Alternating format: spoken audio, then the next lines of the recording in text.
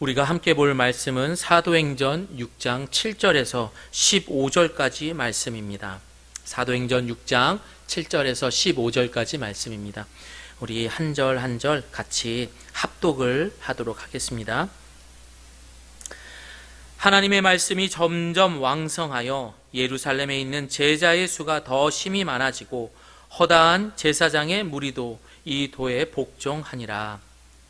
스데반은 은혜와 권능이 충만하여 큰 기사와 표적을 민간에 행하니 이른바 자유민들 즉 구레네인, 알렉산드리아인, 길리기아와 아시아에서 온 사람들의 회당에서 어떤 자들이 일어나 스데반과 더불어 논쟁할세 스데반이 지혜와 성령으로 말함을 그들이 능히 당하지 못하여 사람들을 매수하여 말하게 하되 이 사람이 모세와 하나님을 모독하는 말을 하는 것을 우리가 들었노라 하게 하고 백성과 장로와 서기관들을 충동시켜 와서 잡아 가지고 공회에 이르러 거짓 증인들을 세우니 이르되 이 사람이 이 거룩한 곳과 율법을 거슬러 말하기를 마지 아니하는도다. 그의 말에 이 나사렛 예수가 이곳을 헐고 또 모세가 우리에게 전하여 준 규례를 고치겠다 함을 우리가 들었노라 하거늘 공회 중에 앉은 사람들이 다 스데반을 주목하여 보니 그 얼굴이 천사의 얼굴과 같더라. 아멘.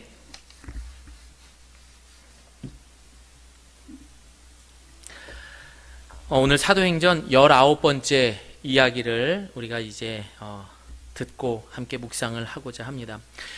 우리가 살아가는 이 시대는 아브라함의 이 마음처럼 참으로 교회와 성도가 갈 바를 알지 못하는 그런 시대 속에 살아가고 있습니다. 그럼에도 불구하고 매주 선포되는 이 초대교회의 이야기를 통해서 참 우리가 어디로 가야 되나, 우리는 왜 있는가에 대한 그런 안내와 답을 이곳에서 찾을 수 있어 참 감사하다라는 마음을 갖게 되었습니다. 그래서 우리 그리스도인은 우리는 지난 사도행전의 이야기들을 통해서 우리 그리스도인은 무엇인가, 그리고 위기와 고난은 어떻게 극복해야 되는가, 또한 부활하신 예수 그리스도의 증인의 삶은 또한 어떻게 살아야 되는가 해가지고 많은 이야기들을 계속해서 사도행전을 통해서 우리가 듣고 묵상을 하고 있습니다. 사실 그래요. 이 이야기들 너무나 잘 알고 있습니다. 안타까운 것은 오늘날 이 알고 있는 내용들이 머리에서 가슴으로, 그리고 가슴에서 발걸음으로 해서 삶으로 이어지기까지 잘 되지 않는다는 것, 잘 되지 않기 때문에 오늘날 우리가 살아가는 이 많은 교회의 현실이 되지 않았나라는 생각을 해봅니다. 그래서인가요? 아직까지 다른 종교를 갖고 있거나 혹은 이 믿음이 없는 하나님의 잃어버린 백성들에게 사실상 이 기독교에서 말하는 보이지도 않고 또한 만질 수도 없는 그러한 부활이라든지 구원이라든지 혹은 천국이라든지 이런 이야기를 우리는 신앙생활하면서 믿을 수 있다라고 말하지만 사실상 세상 사람들에게는 너무나 상관없는 이야기, 더 이상 교회가 지탄을 많이 받고 있는 이 시대에는 저들과 상관없는 이야기로 믿을 수 없는 그런 상황에 있다라는 것은 우리가 잘 알고 있고 또한 우리가 해야 할 일이라는 것입니다. 이처럼 교회와 성도는 오늘날 이 세상으로 하여금 완벽할 수 없습니다. 그러나 하나님의 은혜를 통하여서라면은 우리는 하나씩 마치 이 집을 지어 가듯이 교회와 성도가 이렇게 완성해 돼가는 줄을 우리는 믿습니다. 사랑하는 성도 여러분, 오늘날 이 많은 교회는 초대교회에서 보여주었던 그 정말 짜릿하면서도 간절하고 구구절절한 이런 교회의 맛을 잃어버렸습니다. 그럼에도 불구하고 회개하지 않고 가짜 성도의 모습으로 살아가는 많은 그리스도인이 있다는 것에 대해서 더 가슴이 아플 뿐입니다. 하나님이 그래서 우리는 한 가지 질문을 던져봐야 됩니다. 과연 성도란 무엇인가? 여러분, 성도라는 것을 무엇이라고 생각하십니까? 이번 한 주간 묵상을 하면서 이 성도라는 것은 하나님께서 우리에게 행하신 창조라든지 구원이라든지 부활, 은혜 이런 보이지 않는 것들, 또한 믿기 힘든 것들을 세상 속에 살아가면서 하나님께 선택받은 사람들이 이것을 삶으로 증명하는 사람들, 저는 이것이 성도라고 생각합니다. 그러나 오늘날 많은 성도들은 지금 모든 그 삶들이며 신앙생활들이 변질되었습니다. 세상은 세상이고 그리고 신앙생활은 신앙생활이다 라고 이렇게 구분지으며 살아가는 이런 모습들, 사실 이런 사람들은 멀리서 찾을 필요가 없이 저의 과거의 모습을 돌아봐도 참 이런 모습들이 많았다라는 것을 알 수 있습니다. 저는 어린 시절이죠. 20대 이제 군대를 가기 전 그 나이부터 한 30대까지는 신앙생활을 참 잘한다라고 생각했었지만 지금 돌아봐서 생각해 보면은 나의 감정과 이성으로 그렇게 접근했던 신앙생활이었습니다. 그래서 어려움이 있으면 언제든지 신앙을 포기할 수도 있었어요. 나의 기도에 응답이 되지 않는다면은 하나님을 부정했었습니다. 뿐만 아니라 천국이 정말 있을까라는 그런 의심을 가지면서 저는 정말 이기적인 그런 종교 생활을 했었습니다. 그러다 보니 어느 순간부터는 교회를 떠나서 그렇게 살아왔던 시절도 참 많았습니다. 그런데 이런 문제는 저 같은 사람에게만 해당되는 것이 아니라는 겁니다.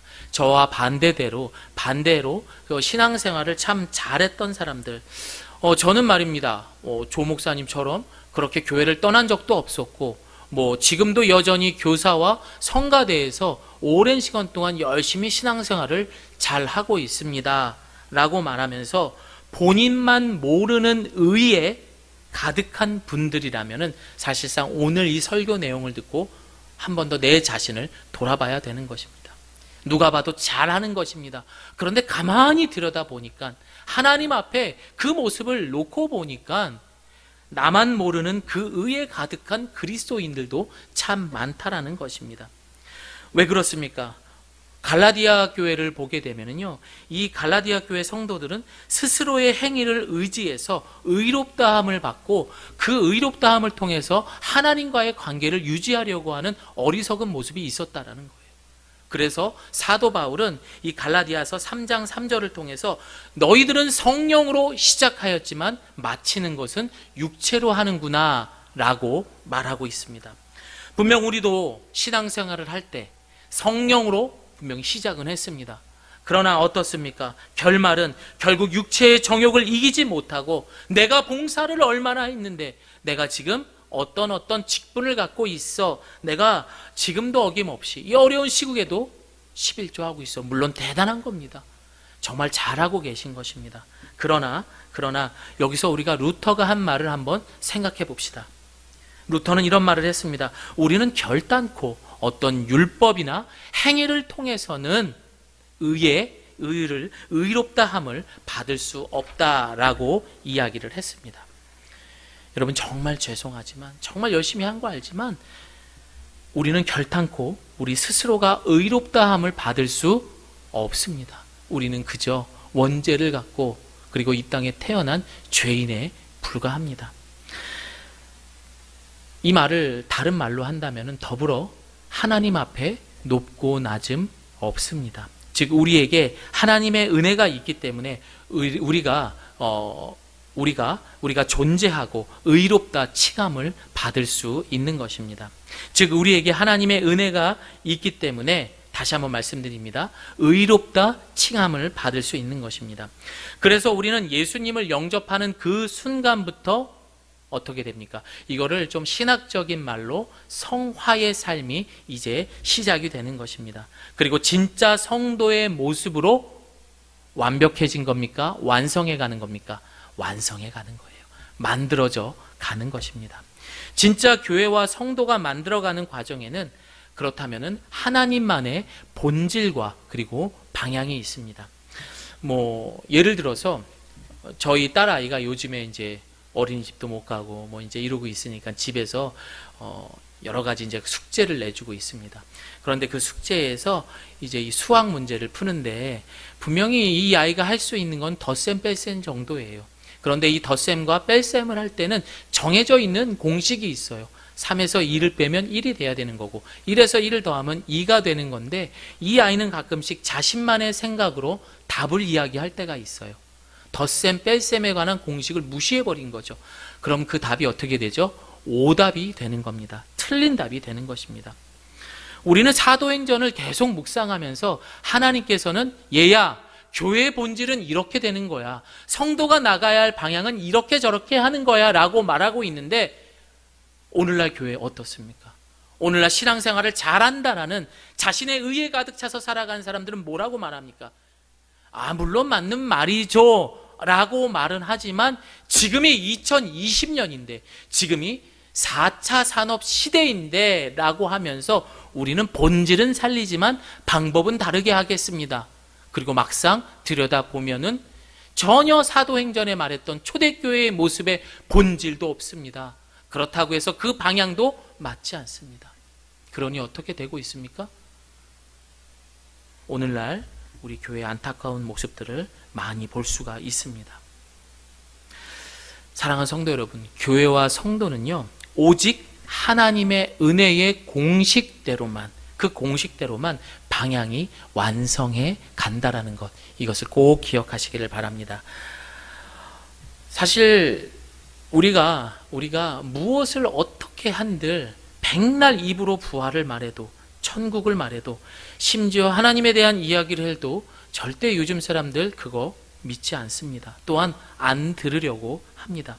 그러나 정말 초대교회가 말하는 참 교회와 성도의 모습을 하나님의 은혜가 충만한 가운데 우리가 삶으로 그것을 살아가면서 증명한다면 이들은 어떻게 될까요? 네, 그렇게 변화될 줄을 믿습니다. 처음에는 그렇겠죠. 뭐야, 저거 정말 기독교 저 사람들 미쳤어. 그러니까 이 맹신자라고 말하는 거야. 아이고 한심하다, 이런 얘기 들을 수 있습니다. 그러나 그들이 계속해서 우리가 전하는 그 메시지와 진심이 있다면 어떻겠습니까? 자신들 앞에서의 그런 세상의 관점과의 다름이 있다라는 것. 좀 다르네? 뭐지? 정말 진심이었네? 야, 대단하네? 그러면서 저들 마음 가운데 감동이 오기 시작할 겁니다. 그리고 하나씩 둘씩 그것을 인정하면서, 그리고 이들도 그 하나님을 영접하는 그런 놀라운 일이 일어날 줄을 믿습니다. 2020년은 분명 경쟁과 그리고 속도 시대라고 말합니다. 사실 저녁에 택배를 시키면 새벽부터 와 있어요. 이 얼마나 편한 세월을 우리가 보내고 있고 또 얼마나 이렇게 빠른 시대에 살고 있는지 우리는 알 수 있습니다. 그러다 보니까 어떻습니까? 이 세상에 살아가는 많은 사람들은요, 자신의 미래를 맡겨놓을 때 완벽하지 않는다면 이들은 절대 자신의 시간과 물질과 심지어 건강까지 이들은 투자하지 않습니다. 그러나 내가 보여지는 것에 완벽함이 있다 그러면 자신의 미래를 던지는 거죠. 자신의 삶을 던지는 거죠. 그래서 건강도 버리는 거죠. 투자하는 겁니다. 조금이라도 완벽하지 않으면 또 그것을 찾아 헤매이는 거예요. 이것이 지금 우리가 살아가는 그 모습이에요. 그 성격이라는 거예요. 그러니 그리스도인도 그 영향을 받다 보니까 우리 기도합니다. 하나님 이거 해주십시오, 저거 해주십시오. 내 기도에서의 만족함, 무엇보다 완벽함을 위해서 하나님께서는 조금씩 변화되는 기도의 응답이 있음에도 불구하고 우리가 원하는 건 뭐예요? 완벽한 기도의 응답을 원하다 보니까 하나님 내 기도 응답 안 해주시네. 아니죠, 여러분. 나의 그 작은 눈물과 무릎을 통해서 기도하는 그 작은 변화들이 있음에도 불구하고 완벽을 추구하다 보니까 우리는 느끼지 못하는 것입니다. 그러다 보니 그 완벽을 추구하는 이 세상에서는요, 우리가 감당할 수 없는 그런 많은 정보들이 막 밀려오듯 합니다. 얼마 전에 외국에서 오래 사신 분들이 와서 이런 이야기를 하시더라고요. 한국 사람들 너무 똑똑하대요. 네, 너무 똑똑하대요. 너무 많은 정보 속에 살고 있는 거예요. 완벽하기 위해서 그 정보가 계속 바뀌는 거예요. 완벽. 교회는 어떨까요? 교회도 똑같습니다. 네, 우리 초대교회의 그 본질은 놓치지 말아야죠 하면서도 어마어마한 프로그램들이 들어옵니다. 그리고 넘쳐나는 설교들. 이야. 그래서 솔직히 말씀드리면요, 다른 분들 설교를 들으면요, 제가 자신이 없어지더라고요. 그래서 한 요 몇 달 동안 참 힘들었던 시절이 있었어요. 나 왜 이렇게 설교를 못하는가. 혼자 막 이제 그런 생각을 했었어요. 너무 설교 잘하는 분들 많습니다. 그러나 중요한 것은 무엇입니까? 그 설교가 많다 하더라도 그렇게 살아가는 교회와 성도가 없다라는 것. 무엇보다도 하나님께서는 완성해 가기를 원하는데 완벽해지기를 원하는 모습이 교회에서도 그 흐름을 따라가고 있다는 것이 참으로 속상한 것입니다. 사랑하는 성도 여러분, 그러나 아무것도 없었던 그 2000년 시절, 2000년 전에 우리 예수님께서는 어떻게 하셨어요? 세상 말로 꼴통 같은 제자들 막 불러놓습니다. 아이고 저거 어떻게 하나. 그런데 어떻게 합니까? 세상이 감당 못하는 사람들로, 그런 사람으로 변화가 되었습니다. 여러분, 이게 어떻게 된 겁니까? 이것은 하나였습니다. 바로 십자가의 은혜인 줄을 믿습니다. 사랑하는 성도 여러분, 오늘 우리 하나님은 우리에게 무엇을 말씀해 주실까요? 저는 하나님께서 오늘 저와 여러분에게 무슨 말을 해 주실까요? 사실 스데반이라는 인물 자체가 이 성경 속에서는 너무나 거의 완벽에 가까운 성도의 모습이었습니다. 그러나 하나님은 우리에게 말씀하십니다. 얘야, 너도 그렇게 될 수 있어. 또 그렇게 살아가야 가는 것이 우리 성도의 삶이라는 것을 여러분 절대 놓쳐서는 안 되는 것입니다. 무엇보다도 하나님께서는 오늘 우리에게 말씀하십니다. 지금의 나의 모습은 이 완벽을 쫓아가며 살아가는 것인지, 아니면은 은혜를 통한 완성을 쫓아가면서 그리고 나의 삶을 돌아보며 가고 있는지, 오늘 하나님께서 우리에게 말씀하시는 이 말씀을 통하여서 다시 한번 내 삶을 돌아보고, 과연 나는 1에서 10까지라고 봅시다. 이제 10이면 어떻게 되는 거예요? 완벽해지면 우리는 이제 죽어야 되는 거예요. 천국에 가야 되는 거예요. 야, 오늘 설교를 듣고 나니까 내가 한 4 정도 되는 것 같아. 좋아, 5가 되기 위해서 노력하자. 사랑하는 성도 여러분, 1에서 10까지의 우리의 그런 신앙의 수준을 매긴다면 1에도 스데반이 있는 거고요, 3에도 5에도, 아니 저 10에도 스데반 집사님의 그 믿음은 있었던 거예요. 우리도 그 가운데에서 완벽이 아닌 완성되어 간다라는 것을 여러분 꼭 기억하시기를 바랍니다. 지난주 초대교회는 생각지 않은 헬라파, 그리고 헬라파 유대인과 이 히브리파 유대인들이 약간의 분쟁이 있었어요. 해외에서 왔던 이 헬라파 유대인의 참 삶이 어려운 과부들이 그런 섬김을 받지 못해서 억울하다, 섭섭하다, 이제 그래서 분쟁이 나서 위기가 왔었습니다. 그러나 사도들은 이 상황들을 우리가 일을 좀 분담해서 좀 사람을 뽑아서 이렇게 해서 각자의 일을 좀 잘해보자 라고 의견이 나와서 7명의 일꾼을 이제 선택되게 됩니다. 그리고 나서 오늘 본문이 시작이 됩니다. 자, 사도행전 6장 7절 우리 함께 읽어봅니다. 시작. 이렇게 해서 하나님의 말씀은 계속 널리 퍼져나갔으며 이로써 예루살렘에 있는 제자들의 수도 많이 늘었고 더욱이 수많은 제사장들도 이 믿음에 순종하게 됐습니다. 성령 충만했던 이 초대교회 공동체는 그런 어려운 위기도 잘 극복했습니다. 그 극복했더니 또한 7명의 일꾼들을 뽑아놨더니 이들은 계속해서, 두 글자로 말하면 부흥이에요. 부흥하게 되었다라는 이야기인 것입니다. 자, 그 가운데에서 오늘 본문 8절을 보니까 드디어 우리가 잘 알고 있는 스데반 집사가 이제 등장을 하게 됩니다. 8절입니다. 스데반은 하나님의 은혜와 능력이 충만해 사람들 가운데 큰 기사와 표적을 행했습니다 라고 이야기를 합니다. 저는 오늘부터 시작해서 그 다음 주에 이르기까지 이제 본문이 스데반 집사에 대한 이야기이기 때문에 이분에 대해서 이제 전해드리려고 합니다. 그러나 이제 3주에 걸쳐서 말씀을 전할 때 무슨 말을 이 줄기로 잡고 이제 말씀을 전할 거냐면, 삶으로 말하는 교회와 성도의 삶은 내가 할 수 있는 것이 아니라 하늘로부터 오는 그 은혜를 통하여서만이 가능하다라는 것을 저는 이 스테반 집사님을 소개하면서 말씀을 전할 때 이 말을 통하여서 이제 전하려고 합니다.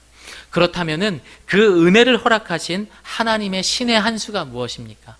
지금까지 우리는 계속 반복하면서 이야기했던 거예요. 사도들도 이 내용을 전하고요, 성도들도 전했던 바로 부활의 예수 그리스도인 것입니다. 이 하나님의 신의 한 수가 바로 이 예수 그리스도였던 거예요. 우리가 잘 알고 있는 좋은 번영의 철로 역정이라는 책을 한 번 정도는 들어보시고 혹은 만화, 영화, 책으로 아마 보셨을 것입니다. 이 책의 마지막 부분에 보게 되면 순례자가 이제 거울을 발견하게 됩니다. 그런데 이 거울을 보니까 한쪽 면은 흠과 상처투성이가 되어 있는 인간의 죄의 모습이 있고요, 또 한쪽 면에는 하나님의 아들의 그 예수 그리스도의 영광스러운 모습의 양면의 그 모습이 있었던 겁니다. 여러분, 거울이 어떻습니까? 거울을 비춰보면 내 모습이 보여지는 거예요.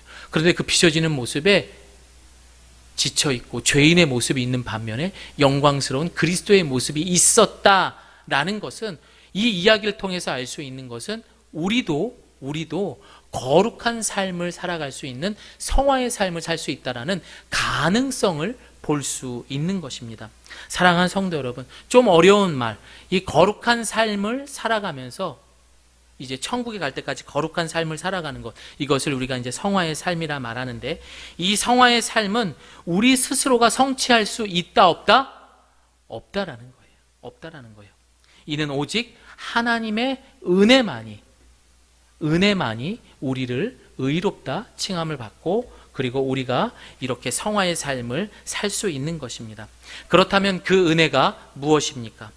거룩하신 아들 예수 그리스도를 통하여서 하나님께서 우리를 사랑해 주시는 것. 그냥 사랑하는 게 아니에요. 그 사이에 뭐가 들어갔다? 아들 예수 그리스도. 그를 통하여서 우리를 사랑하는 것. 그것이 바로 하나님의 사랑인 것입니다. 그래서 우리가 이렇게 성화의 삶을 살아가고 거룩한 삶을 어쨌든 계속해서 살아갈 수 있는 것, 그 하나님의 사랑을 우리가 조금씩 깨달아 갔을 때 이러한 거룩한 삶, 바로 성화의 삶을 살 수 있는 것입니다. 그러나 지난 한 주를 우리가 돌아보게 되면은 내가 보고 듣고 말하며 얼마나 나의 만족과 그리고 세상의 기준을 쫓으면서 우리는 노력하며 살았습니까? 핸드폰을 열어서 내가 좋아하는 우상들을 찾아서 바라보며 하나님의 마음을 또한 얼마나 우리가 아프게 하며 살았습니까?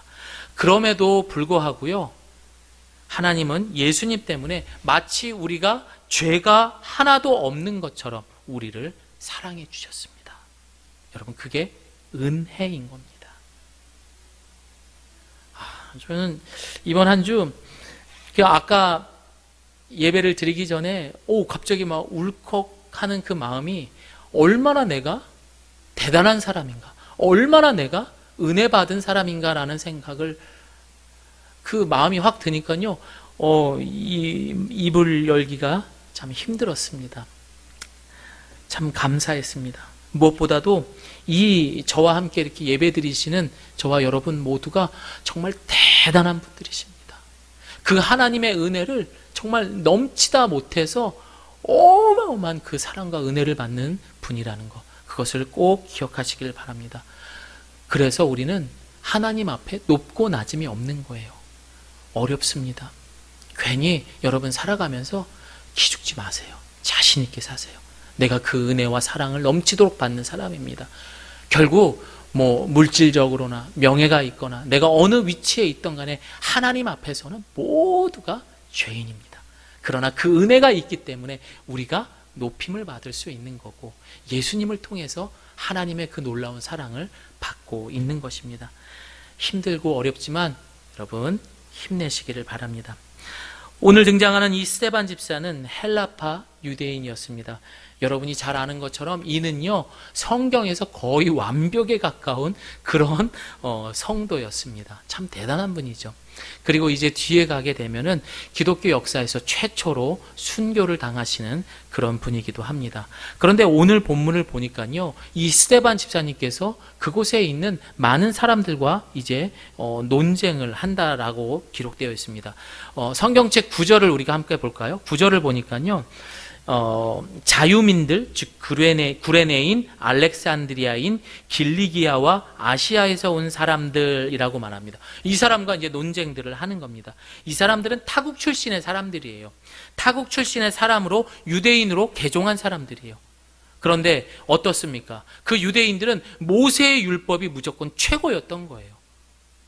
그래서 모세의 율법을 통하여서 구원에 이를 수 있습니다라고 이야기를 했지만, 스데반이라는 사람이 나타나서 아닙니다, 오직 예수 그리스도만이 구원에 이를 수 있습니다라고 이야기를 하자 이 사람들은 놀라게 되는 거죠. 저 사람이 감히. 그러나 여러분 어떻습니까? 지금 스데반의 상태가 어떻습니까? 전투력이, 영적인 그런 거룩한 전투력, 성령 충만함이 막 머리끝까지 차 있는 상태예요. 그러니 뭐 스데반과 상대할 수가 있습니까? 상대도 안 되죠. 절절절 매는 겁니다, 스데반한테 모두가. 그러자 이들은 어떻게 되죠? 화가 나죠. 저 스데반 어떻게 하면 좀 없애버릴까, 제거해버릴까, 이제 그런 생각을 하다가 11절에 보니까 뭐라고 나와 있습니까? 이들은 사람을 매수하여 말하게 하되 라고 말합니다. 결국 이들이 사용한 방법은 좀 치사합니다. 사람을 삽니다. 그리고 나서 이 스데반을 음해하고, 그리고 이 모세와 하나님을 모독했다라고 이제 이에게 공격을 하는 것입니다. 그리고 사도행전 6장 12절을 보니까 함께 읽습니다. 시작. 그들은 이렇게 백성들과 장로들과 율법 학자들을 선동해 스데반을 붙잡아 공회 앞으로 끌고 갔습니다. 이에 스데반은 공회 앞으로 불러오게 되었습니다. 초대교회의 리더였던 이 스데반 집사가 이제 재판을 받기 위해서 공회에 모이게 된 것입니다. 그리고 많은 사람들이 그 소식을 듣고 왔습니다. 그리고 스데반을 공격하기 시작을 했던 거예요. 그런데 이 스데반이 이야기했던 이 모든 것들, 이 사람은 이 거룩한 곳과 율법에 대해 험담을 그치지 않고 했던 사람입니다 라고 이야기하면서 또 뭐라고 이야기합니까? 본문을 보니까 마치 예수께서 율법을 폐하시려고 하는 것으로 여기며 스데반을 신문하고 추궁했습니다. 이게 무슨 말입니까? 예수님께서 율법을 완성하실 것이란 그런 교회의 가르침을 잘못 이해해서 마치 예수님께서 율법을 폐하시고 그리고 이 스데반을 이제 막 추궁하고 신문을 하는 그런 상황인 거예요. 가만히 보면은요, 지금 이 상황이 얼마 전에 돌아가셨던 예수 그리스도, 예수님의 죄목이 뭐였습니까? 신성모독이었어요. 지금 똑같은 상황으로 이 스데반을 공격하고 그 죄목으로 지금 이들이 모함을 하고 있는 것입니다. 그러나 분명 이 스데반은 지금의 상황이 성령이 충만한 상황이었고 마음이 담대했습니다. 그리고 조금의 망설임도 없이 구약의 성경의 핵심 인물들의 삶을 정리해가면서 아주 또박또박 논리적으로 전했던 것입니다. 그는 분명 이 재판이 어떻게 될 거라는, 또한 그 의미를 잘 알고 있었습니다. 내가 죽을 수도 있다는 걸 알고 있었죠. 하지만 그 은혜로 충만했던 스데반은 담대하게 이렇게 그 사람들을 설득할 수 있었고 망설임 없이 이 모든 이야기를 할 수 있었습니다. 그리고 그는 분명히 말합니다.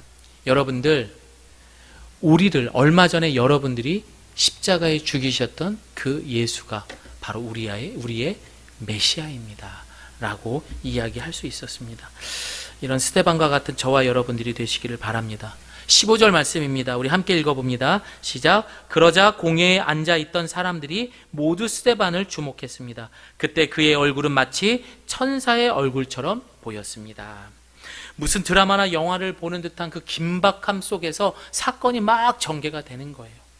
어떻게든 이 사람을 모함해서 죽이려고 하지만 이 사람은 너무 그 상황들을 잘 모면하고 이겨가고 있는 겁니다. 그 결과가 무엇으로 말해주고 있다? 스데반의 얼굴이 천사의 얼굴을 하고 있다라고 본문에서 말하고 있습니다. 사랑하는 성도 여러분, 하나님의 은혜를 경험하는 순간 우리는 그분의 사랑에 압도될 수밖에 없습니다. 그 순간부터 우리의 마음에서 하나님이 원하시는 일을 할 수밖에 없어요. 그 생각이 절로 우러나올 수밖에 없는 거예요. 왜? 우리도 과거에 사랑해봤잖아요. 그리고 너무너무 사랑하는 사람에게 그 사람이 뭘 하고 싶어 하는가, 또한 그 사람이 뭘 좋아하는가, 어떤 것을 기뻐하는가를 생각하고 밤낮으로 생각하잖아요. 그리고 오래 함께 있고 싶어 하잖아요. 그리고 여러분 어떻습니까? 이것이 지금 이 생각이 지금 스데반 마음 가운데 넘쳐났던 거예요. 그러자 그것이 자연스럽게 얼굴에 드러나게 됐던 것입니다. 그러나 분명한 것은요, 이렇게 대단한 스데반 역시도 연약한 인간이었다라는 것. 다시 말해 처음부터 잘난 사람 없고 주변을 돌아봐도 하나님 앞에 깨끗한 사람 절대 없다라는 것입니다. 그런 그가 부활과 천국의 모델로 가장 완벽한 모습으로 초대교회에 보여줄 수 있었던 것은 바로 스데반을 소개할 때 그 이야기처럼 하나님의 은혜와 능력이 그에게 충만했기 때문입니다. 그리고 그 은혜의 시를 통한 우리 성도는 이제 어떻게 해야 됩니까? 열매를 맺어야 하는 것입니다. 요즘 날씨 너무 좋잖아요. 그래서 오늘 보여드린 그 주보에도 그렇고 저희 예배 처음 시작할 때도 그렇고 이 벼가 익어가는 그런 사진을 올려드렸는데, 그렇게 해서 곡식을 수확하는 것처럼 은혜를 받은 우리들도 이제는 그렇게 해서 열매를 맺어야 된다는 것도 기억하셔야 됩니다. 자, 그러면은 이렇게 질문하는 분들이 있어요. 목사님, 저희는 스데반이 아니잖아요. 부담스러워요.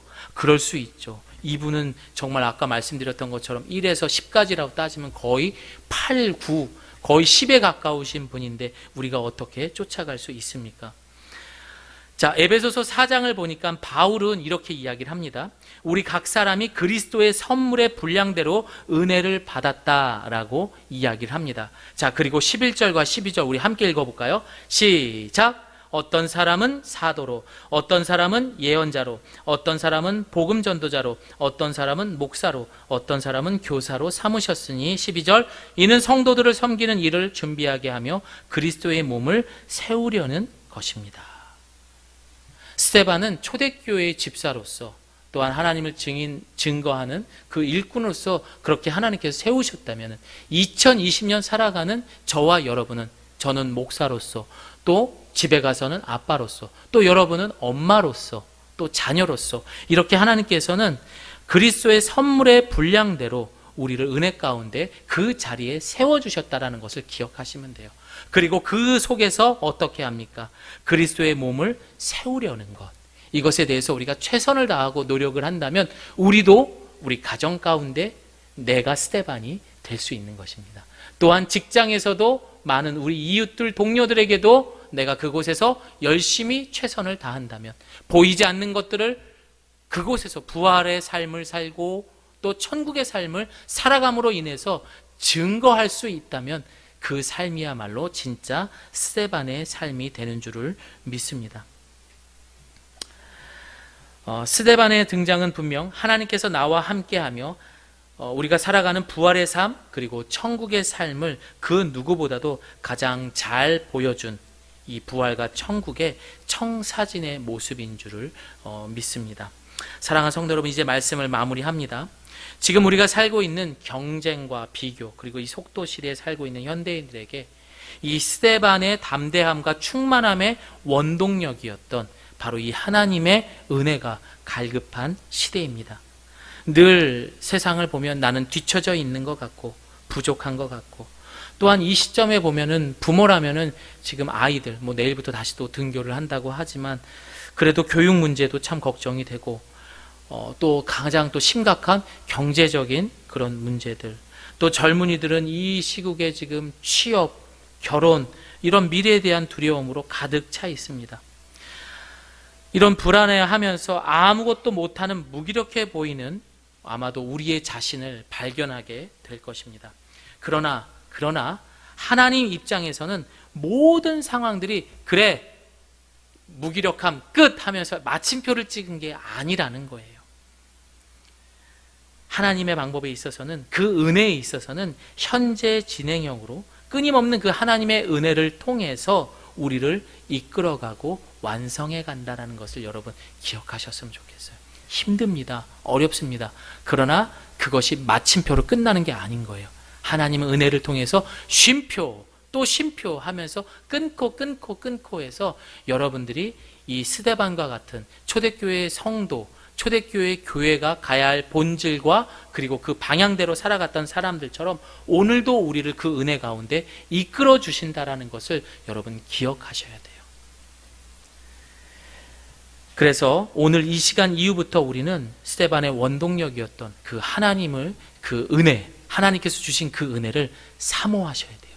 기도하셔야 돼요. 하나님, 나에게 그 은혜를 주시옵소서. 그 은혜를 나에게 부어 주시옵소서. 그래서 이 속도 시대에 비교하는 이 세상 가운데 나만 희생양이 되는 일이 없기를 바랍니다. 하나님의 은혜로 그곳에서 건져내음을 받아서 스데반과 같은 장성한 자에 이를 수 있는 우리 예가교회 성도들 되시기를 예수님의 이름으로 축원드립니다. 아멘.